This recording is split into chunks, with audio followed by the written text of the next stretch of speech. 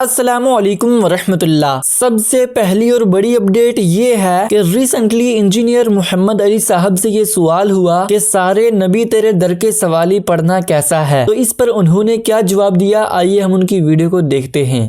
روز محشر نبی صلی اللہ علیہ وآلہ وسلم نے سب کی شفاعت کرنی ہے، کیا ایک مشہور نعت کے شعر سارے نبی تیرے در کے سوالی اس لحاظ سے درست ہے؟ دیکھیں، یہ صرف ہم یہ بات کریں گے کہ کیا رسول اللہ صلی اللہ علیہ وآلہ وسلم اس چیز کو پسند فرمائیں گے کہ ان کی طرف یہ بات منسوب کی جائے کہ تمام انبیاء آپ کے در کے سوالی ہیں؟ نعوذ باللہ۔ بخاری مسلم دونوں میں حدیث ہے، ایک یہودی کا اور مسلمان کا جھگڑا ہوا۔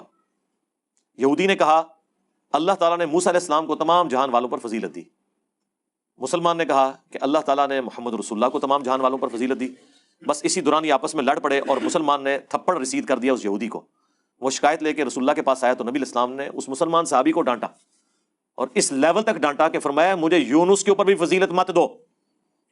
یونس وہ پیغمبر ہیں جن پہ اللہ کا عطاب آیا 3 دن اور 3 رات تک، تورات کے اندر آتا ہے کہ 3 دن اور 3 رات تک مچھلی کے پیٹ میں رہے۔ مچھلی کے پیٹ میں رہنے کا ذکر تو قرآن میں موجود ہے، کتنی ڈیوریشن تھی؟ 3 دن اور 3 رات تک۔ اور پھر لا الہ الا انت سبحانک انی کنت من الظالمین انہوں نے پڑھا، سورۃ الانبیاء میں آتا ہے۔ سورہ الصافات میں آتا ہے کہ اگر یونس ہماری تسبیح نہ کرتے تو پھر مچھلی کے پیٹ سے اس دن ہی نکالے جاتے جس دن مردے اپنی قبروں سے نکالے جائیں گے۔ اتنا غصہ، اور معافی ہوئی، اور نبی علیہ السلام کہہ رہے ہیں کہ مجھے اس یونس میں بھی کبھی فضیلت نہیں دینی۔ تو آپ کو مزاج رسول کا پتہ چل گیا صلی اللہ علیہ وآلہ وسلم۔ سارے نبی تیرے در کے سوالی، سب اللہ کے سوالی ہیں یار۔ یہ آپ اس طرح کی جو ایکویشنیں بناتے ہیں، اس طرح کی ایکویشنیں تو نبی علیہ السلام نے اٹھا کے پرے پھینکی ہیں۔ صحیح مسلم میں حدیث ہے، کتاب الجمعہ چیپٹر کے اندر نبی علیہ السلام کے سامنے ایک صحابی خطبہ دے رہے تھے، انہوں نے خطبے میں کہہ دیا من یطع اللہ ورسولہ فقد رشد، جو کوئی اطاعت کرے اللہ کی اور اس کے رسول کی تو وہ کامیاب ہو گیا۔ ومن یعصہما، اور جس نے ان دونوں کی نافرمانی کی فقد غوا، وہ بہہ گیا۔ اس جملے میں کوئی لٹریچر کی خرابی نہیں ہے، کوئی آؤٹ آف کانٹیکسٹ نہیں ہے، پرفیکٹ جملہ ہے کہ جو اللہ اور اس کے رسول کی اطاعت کرے وہ کامیاب ہوا، جو ان دونوں کی نافرمانی کرے وہ ناکام ہوا۔ لیکن نبی علیہ السلام کو اتنا غصہ آیا، اتنا جلال آیا، آپ نے فرمایا بئس الخطیب انت، کتنا برا خطیب ہے تو، تجھے چاہیے تھا تو کہتا ومن یعص اللہ ورسولہ فقد غوا، جو اللہ اور اس کے رسول کی نافرمانی کرے وہ گمراہ ہوا۔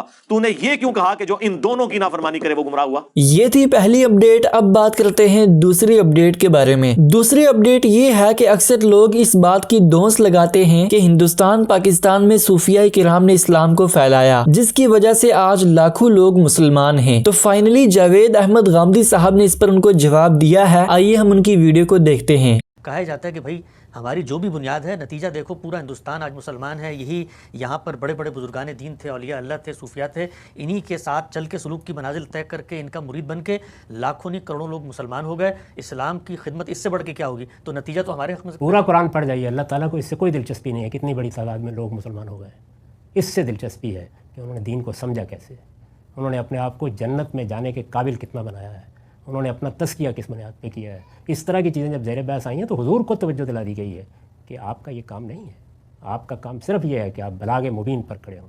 ان چیزوں کو اس بنیاد پر دیکھنے کی کوئی ضرورت ہی نہیں ہے۔ نتائج کے لحاظ سے دیکھنا یہ ہمارے دین میں سکھایا ہی نہیں گیا، ورنہ کہنا پڑے گا کہ یہ سارے لوگ انتہائی کامیاب تھے، نوح اور لوط اور یہ سب جن کی داستان قرآن سناتا ہے انتہائی ناکام دنیا سے رخصت ہوئے، الیاذ باللہ۔ یہ تھی دوسری اپڈیٹ۔ اب بات کرتے ہیں تیسری اپڈیٹ کے بارے میں۔ تیسری اپڈیٹ یہ ہے کہ فائنلی انجینئر محمد علی صاحب نے ایک بار پھر سے جاوید احمد غامدی صاحب کو حدیث عمار پر جواب دیا ہے۔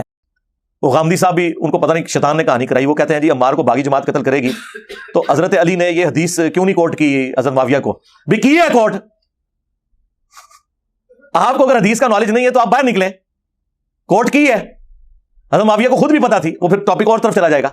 کوٹ نہ بھی کریں تب بھی کوئی فرق نہیں پڑتا۔ کیا حضرت ابوبکر نے کوٹ کی ہے کہ میں مسلح پہ کھڑا ہوں لہذا میں خلیفۃ رسول ہوں؟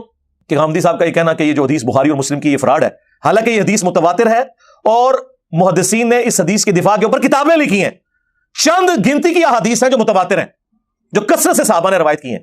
20 سے زیادہ صحابہ نے یہ حدیث روایت کی ہوئی ہے، جو بخاری میں 2812 ہے اور 447 اور مسلم میں 7320 سے لے کے 7324 تک۔ تقتلہ الفئۃ الباغیہ ویح عمار، افسوس ہے عمار، تجھے ایک باغی جماعت قتل کرے گی۔